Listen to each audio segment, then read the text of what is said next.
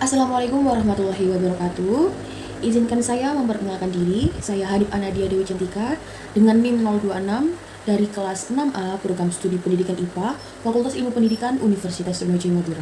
Dan pada kesempatan kali ini saya akan mempresentasikan mengenai judul proposal seminar IPA saya, yaitu penerapan model discovery learning terhadap kreativitas siswa SMPN 2 Nawar Blandong upaya mengatasi sampah popok bayi di sungai. Baik, untuk pendahuluan yang melatar belakangi penelitian saya pada kali ini, yaitu di mana pembelajaran ataupun belajar merupakan dua hal yang saling berhubungan erat dan tidak dapat dipisahkan dalam kegiatan edukatif. Belajar dan pembelajaran dapat dikatakan sebuah bentuk edukasi yang menjadikan adanya suatu interaksi antara guru dengan siswa.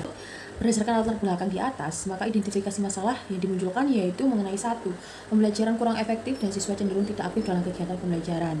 Yang kedua, minimnya interaksi siswa dengan lingkungan untuk menjadi jawaban atas permasalahan tersebut. Dan yang ketiga, kreativitas siswa yang kurang terbentuk sehingga kurang menanggapi permasalahan sekitar.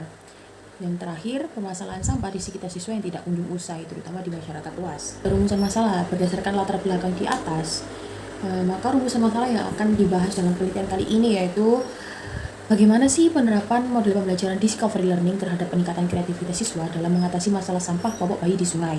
Kemudian bagaimana proses kreativitas siswa dalam upaya mengatasi permasalahan sampah popok bayi di sungai. Sedangkan untuk tujuan penelitian yaitu untuk mengetahui penerapan model discovery learning terhadap peningkatan kreativitas siswa dalam mengatasi masalah sampah popok bayi di sungai. Kemudian mengetahui proses kreativitas siswa dalam upaya mengatasi permasalahan sampah popok bayi di sungai. Manfaat penelitian yang dapat diambil dari penelitian kali ini yaitu penerapan model discovery learning dapat meningkatkan kreativitas siswa dalam upaya mengatasi permasalahan sampah popok bayi di sungai. Kemudian menghasilkan proses pembelajaran yang lebih menarik sehingga siswa akan lebih tertarik dan mulai aktif di ruang kelas ataupun di ruang kelas yang intinya pada proses pembelajaran berlangsung. Dan memberikan semangat kepada siswa supaya lebih semangat dalam meningkatkan kreativitas dan memahami materi pencemaran lingkungan. Untuk batasan penelitian, yaitu penelitian akan dilakukan di lingkup SMPN 2 Nawar Blandong, terutama pada kelas 8 semester genap. Dan materi yang digunakan yaitu mengenai pencemaran lingkungan, indikator kemampuan yang ditinjau dari seberapa peningkatan kreativitas siswa dalam mengatasi permasalahan sampah popok bayi di sungai. Kemudian definisi istilah yang pertama yaitu penerapan, di mana penerapan merupakan suatu perbuatan yang mempraktekkan suatu teori, metode, dan hal lain untuk mencapai tujuan tertentu dan untuk suatu kepentingan yang diinginkan oleh suatu kelompok ataupun golongan yang telah terencana dan tersusun sebelumnya. Yang kedua yaitu kreativitas. Kreativitas merupakan kemampuan seseorang untuk mengembangkan ide-ide baru dan untuk menentukan cara-cara baru dalam melihat masalah serta peluang dengan menciptakan sesuatu hal yang berbeda dari yang lain sehingga menghubungkan hal-hal yang tadinya tidak ada hubungan menjadi berhubungan. Untuk yang ketiga yaitu mengenai model pembelajaran discovery learning. Pembelajaran discovery learning merupakan metode belajar yang menuntut guru lebih kreatif menciptakan situasi yang membuat peserta didik lebih aktif lagi dalam proses pembelajaran dan mengemukakan pengetahuan serta pendapatnya sendiri. Untuk yang keempat yaitu pencemaran lingkungan. Pencemaran lingkungan merupakan perubahan besar pada kondisi lingkungan akibat adanya perkembangan ekonomi ataupun teknologi. Perubahan kondisi ini melebihi batas ambang dari toleransi ekosistem sehingga meningkatkan jumlah polutan lingkungan. Untuk selanjutnya yang mengenai bab 2, kajian pustaka. Model pembelajaran merupakan pedoman dari berupa program atau petunjuk strategi mengajar yang dirancang untuk mencapai suatu pembelajaran. Dalam buku Isjoni mengemukakan model pembelajaran dapat diartikan sebagai suatu rencana ataupun pola yang digunakan dalam menyusun kurikulum, mengatur materi, pelajaran, dan memberi petunjuk kepada pengajar di kelas. Sedangkan pembelajaran menurut Muhammad Surya merupakan suatu proses perubahan yang dilakukan individu untuk memperoleh ataupun untuk menghasilkan suatu perubahan perilaku yang baru secara keseluruhan sehingga mendapatkan hasil dan pengalaman individu itu sendiri dalam interaksi dengan lingkungannya.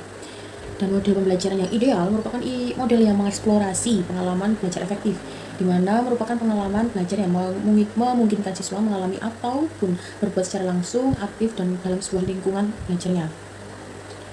Selanjutnya, model pembelajaran discovery learning dapat dilakukan guru agar siswanya lebih aktif dan berpikir kritis dalam model pembelajaran tersebut. Sehingga suatu model yang dapat mengembangkan cara belajar siswa aktif dengan menyelidiki, kemudian menemukan sendiri berdasarkan kreativitas yang diperoleh dari siswa. Penggunaan model discovery learning akan mengubah suatu proses pembelajaran yang bersifat fokus ke guru ataupun yang biasa dilakukan seperti guru ceramah di depan, kembali atau beralih ke situasi pembelajaran yang berpusat pada siswa, sehingga siswa akan lebih aktif berinteraksi dengan siswa lain ataupun dengan guru, bisa mengungkapkan pendapat, bertanya ataupun menjawab pertanyaan yang diberikan oleh guru ataupun siswa temannya. Nah, model discovery learning merupakan suatu model pembelajaran yang menjadikan siswa aktif dalam menemukan ataupun memecahkan suatu permasalahan melalui bimbingan dari guru, sehingga guru di sini dalam metode pembelajaran ini dituntut menjadi lebih kreatif lagi dan menjadi fasilitator bagi siswa untuk lebih meningkatkan kreativitasnya. Untuk selanjutnya mengenai karakteristik tingkat kreativitas siswa, berpikir kreatif tidak akan lepas dengan istilah kreativitas yang lebih umum dan banyak dikaji oleh para ahli. Berpikir kreatif dan kreativitas merupakan dua hal yang berbeda namun saling berkaitan. Berpikir kreatif merupakan suatu proses yang digunakan ketika seseorang memunculkan ide baru, sedangkan kreativitas merupakan produk berpikir kreatif seseorang. Kreativitas merupakan suatu produk kemampuan berpikir untuk menghasilkan suatu cara-cara ataupun sesuatu yang baru dalam memandang masalah. Untuk mengukur kreativitas yang digunakan menggunakan beberapa aspek, yaitu kefasihan, fleksibilitas, dan kebaruan. Kefasihan ataupun berpikir lancar merupakan sesuatu yang menghasilkan banyak gagasan yang relevan sehingga memiliki arus pemikiran yang lancar. Selanjutnya yaitu indikator peningkatan kreativitas siswa. Kreativitas merupakan puncak dari taksonomi pada ranah kognitif. Siswa sebelum melakukan kreasi ataupun menciptakan sesuatu, maka siswa harus melakukan tahapan-tahapan seperti yang pertama, mengingat materi pembelajaran dengan cara menyebutkan, mengingat, menjelaskan, dan mengulang pembelajaran. Yang kedua, memahami materi dengan cara menerangkan, menjelaskan, menguraikan, mendiskusikan, dan mencontohkan. Yang ketiga, menerapkan materi yang dapat dilakukan dengan mendemonstrasikan, mempraktikkan, mengemukakan, menggambar, dan menyusun. Dan yang keempat, menganalisis materi pembelajaran dengan cara menemukan, memecahkan, merinci, dan menyimpulkan. Kemudian yang kelima, mengevaluasi materi pembelajaran dengan cara mempertahankan, mengkritik, membuktikan, dan merangkum.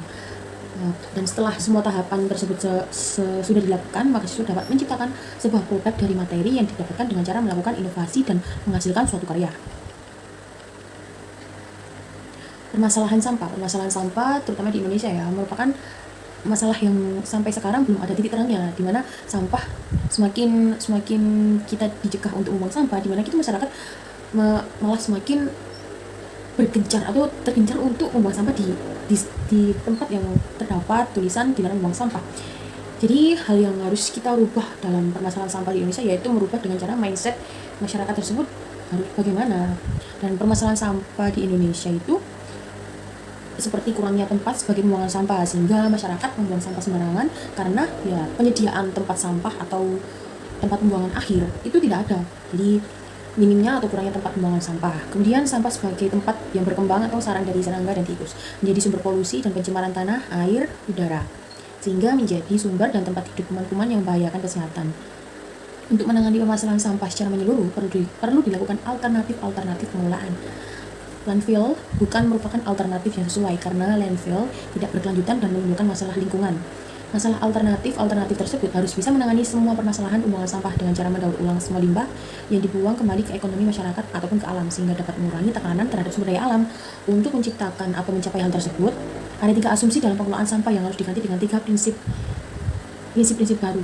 Daripada mengasumsikan bahwa masyarakat akan menghasilkan jumlah sampah yang terus meningkat, minimalisasi masalah sampah harus dijadikan prioritas utama, di mana sampah yang dibuang harus dipilah sehingga tiap bagian dapat dikomposkan ataupun didaur ulang dengan cara optimal.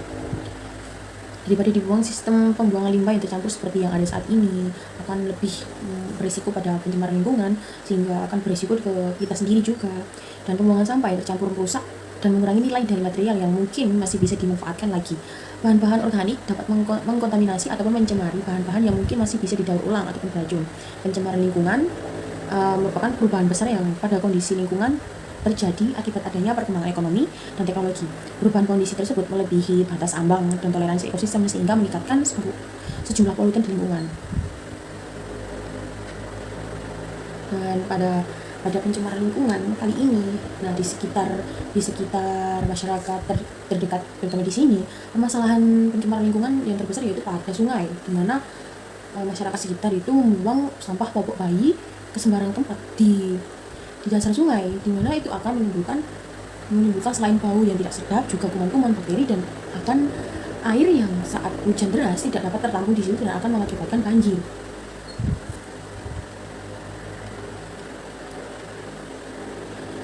evakuasi popok menyadari betapa besarnya bahaya dari polusi sampah popok, sehingga membuat aktivis lingkungan yang tergabung di dalam organisasi Ekoton tidak bisa tinggal diam.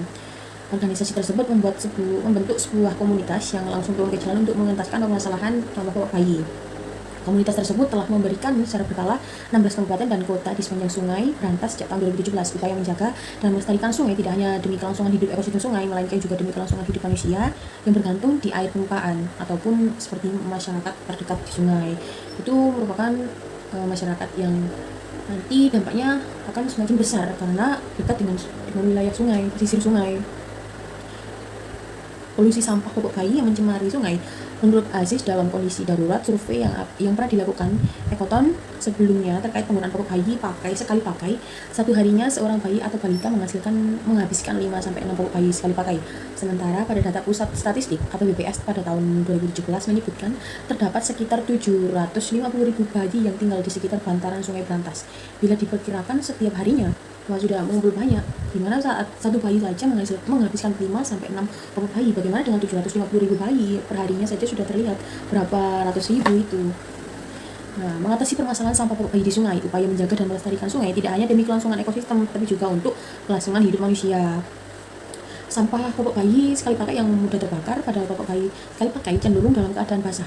Sampah popok bayi akan sulit dibakar secara langsung, namun ada tata cara tertentu yang menjadikan popok bayi sekali pakai atau disebut dengan pampers diaper dapat mudah dipakai. Sebelum pampers atau diaper dibakar, maka perlu dipisahkan dulu antara bagian luar hidrogel dengan bagian luarnya. Mengenai penelitian yang relevan, penelitian sebelumnya telah diteliti oleh Nur Khofiah pada tahun 2019 mengenai penelitian kuantitatif dengan menggunakan post-test sebagai control group, sehingga dapat diaplikasikan dalam pengamatan untuk mengetahui seberapa memahami siswa mengenai suatu permasalahan materi pembelajaran.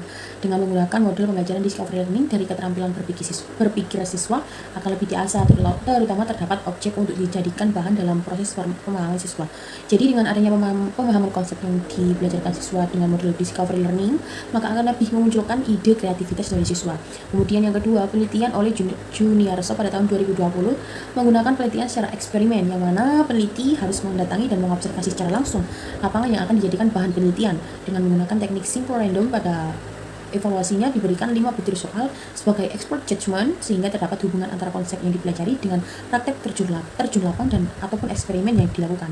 Kemudian yang ketiga, penelitian oleh Fahmi pada tahun 2019 menggunakan jenis penelitian kualitatif, yang mana menggunakan deskriptif untuk menjelaskan betapa pentingnya penerapan metode discovery learning dalam proses pembelajaran, terutama untuk meningkatkan keterampilan siswa dalam hal kreativitas serta berpikir secara kreatif, secara sains. Untuk yang keempat, penelitian oleh Cinta pada 2018 menggunakan penelitian jenis mixed method, di mana ataupun yang sering kita sebut dengan penelitian campuran kualitatif dan kuantitatif.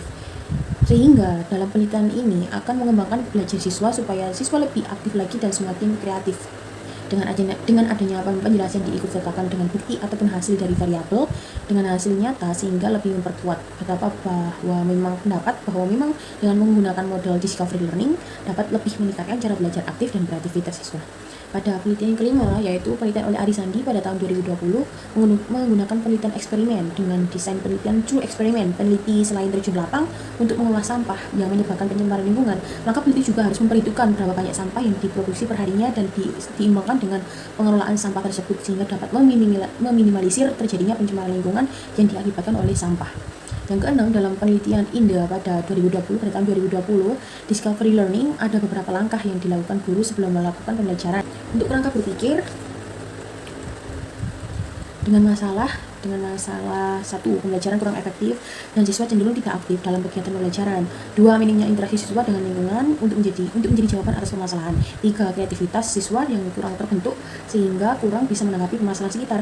Yang keempat, permasalahan sampah sekitar sehingga tidak dapat diselesaikan secara dengan usai. Untuk teori pendukung, yang pertama teori belajar behavioristik, yang mana mementingkan pengaruh lingkungan. Dengan hasil belajar akan terbentuk secara mekanis mementingkan pembentukan kebiasaan pemecahan masalah dengan cara trial dan error. Teori belajar kognitif dengan proses internal dalam berpikir, kemudian pengelolaan informasi, selanjutnya menentukan perilaku seseorang atau perspektif mereka bahwa proses informasi dan upaya pembelajaran melalui upaya mengorganisirnya. Untuk solusinya, yaitu menerapkan model pembelajaran discovery learning terhadap kreativitas siswa dalam menanggulangi sampah popok bayi pada pencemaran lingkungan dengan harapan 1. Siswa lebih aktif dalam proses pembelajaran, 2. Peka terhadap lingkungan sekitar, 3. Kreativitas yang dimiliki siswa lebih meningkat lagi, dan yang keempat yaitu permasalahan sampah terutama di masyarakat sekitar SMPN 2 Negara Bandung akan teratasi dengan usai. Dan yang bab ketiga mengenai metode penelitian. Jenis penelitian yang akan dilakukan pada penelitian kali ini yaitu menggunakan penelitian etnografi atau kualitatif. Penelitian kualitatif sendiri itu merupakan penelitian di mana peneliti melakukan studi terhadap budaya kelompok dalam kondisi yang alamiah melalui observasi ataupun wawancara, bertujuan untuk mengembangkan konsep sensitivitas pada masalah yang dihadapi, menerangkan realitas yang berkaitan dengan penelusuran teori dari bawah dan mengembangkan pemahaman akan satu lebih dari fenomena yang dihadapi. Untuk waktu dan tempat penelitian akan dilaksanakan secara offline dan online pada siswa di SMPN Negeri 2 Namar Blandong, terutama pada kelas 8 semester genap yang akan dilakukan pada bulan Desember tahun 2022, dan pengambilan data akan dilaksanakan sekitar kurang lebih 6 minggu. Subjek penelitian dilakukan pada siswa-siswa SMPN 2 Namar Blandong yang sedang menginjak bangku kelas 8 semester genap. Desain penelitiannya digunakan dengan cara penelitian survei. Pada desain penelitian ini merupakan penelitian yang dilakukan pada populasi besar maupun kecil, tetapi data yang dipelajari ataupun data yaitu data dari sampel yang diambil dari populasi terbesar atau populasi tersebut untuk menemukan kejadian relatif serta hubungan-hubungan antar variabel sosiologi maupun psikolog. Hipotesis penelitian berdasarkan rumusan masalah yang telah disebutkan tadi, kajian teori dan kerangka berpikir di atas, maka dapat dirumuskan hipotesis tindakan dalam penelitian ini merupakan penerapan model discovery learning dapat meningkatkan kreativitas siswa kelas 8 di SMPN 2 Namar Blandong untuk memecahkan permasalahan sampah popok bayi di sungai. Untuk variabel penelitian yang digunakan yaitu variabel penelitian kualitatif, variabel terikat, dan variabel bebas. Definisi operasional penelitian. Variabel penelitian kualitatif, variabel terikat seperti penerapan model pembelajaran discovery learning terhadap kreativitas siswa SMPN 2 Namar Blandong. Variabel bebas yaitu mengatasi masalah sampah popok bayi di sungai. Untuk instrumen penelitian, yang pertama yaitu pra penelitian, di mana membuat perizinan penelitian ke pihak sekolah, melakukan survei ataupun tempat yang akan dijadikan objek penelitian, menetapkan sampel penelitian untuk penelitian survei langsung, briefing dengan pihak sekolah ataupun juga dengan siswa-siswi yang akan diambil uji sampelnya. Kemudian yang kedua, pelaksanaan penelitian pada tahap ini yaitu mengadakan kegiatan pembelajaran dengan menggunakan model pembelajaran discovery learning pada materi pencemaran lingkungan untuk meningkatkan kreativitas siswa sehingga siswa dapat mengatasi masalah ataupun permasalahan sampah popok bayi di sungai yang sampai saat ini sulit untuk dituntaskan. Dan yang ketiga, penutup guru memberikan pertanyaan ataupun sebuah persoalan secara langsung pada saat selesai presentasi, kemudian mengevaluasi bersama. Mengenai teknik pengumpulan data yang dilakukan pada penelitian kali ini yaitu 1. Wawancara, observasi, dokumentasi, diskusi dengan sampel terfokus ataupun sampel yang sudah dipilih. Untuk teknik analisis data menggunakan teknik analisis data model Spratly, yaitu 1. Analisis domain, proses untuk mendapatkan gambaran umum dari objek yang diteliti ataupun dari sebuah isu sosial yang diangkat menjadi tema penelitian. Gambaran umum ini diperlukan untuk masuk ke dalam tahap selanjutnya dalam data analisis kualitatif. Analisis yang kedua yaitu analisis taksonomi. Semua domain dari data yang sudah didapatkan kemudian akan dikaji atau dibedah untuk diketahui struktur internalnya seperti apa, sehingga peneliti bisa mengetahui apa saja yang membangun domain-domain pada penelitian tersebut.